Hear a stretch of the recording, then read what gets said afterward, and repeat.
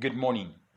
Yesterday we heard how couples can actually know one another's needs without those needs being verbalized. Well, that doesn't just happen. It takes spending quality time together. And that gave us a clue for what it's like to have the mind of Christ. Today we begin answering the question, what does becoming like Christ actually look like?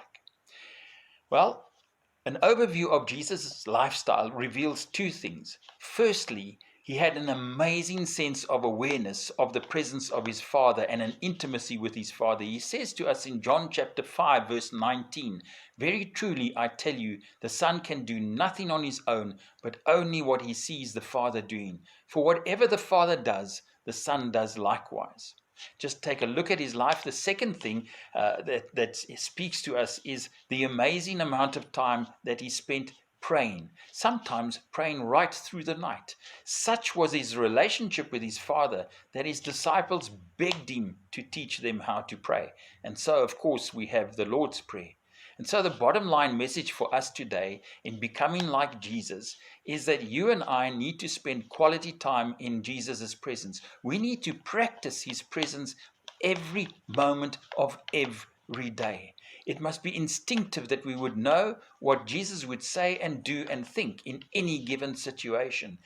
That will mean that you and I need to unclutter our lives so that we can make quality time set aside to just be with Jesus.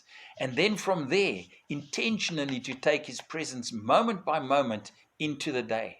Eugene Peterson says this: prayers are tools not for doing or forgetting, but for being and becoming. What a thought that is.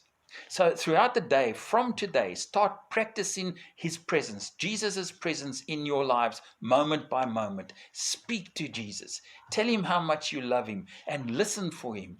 Quieten your mind as much as you can. Now that may take time. You may need to read the word, go for walks and do all kinds of things to get your mind uncluttered. But eventually it will become natural that you will know instinctively what would Jesus do in a particular situation. Tomorrow, we're going to look at another step of how we become like Christ, an important and a beautiful step. In the meantime, have an amazing Christ-filled day. Bye-bye.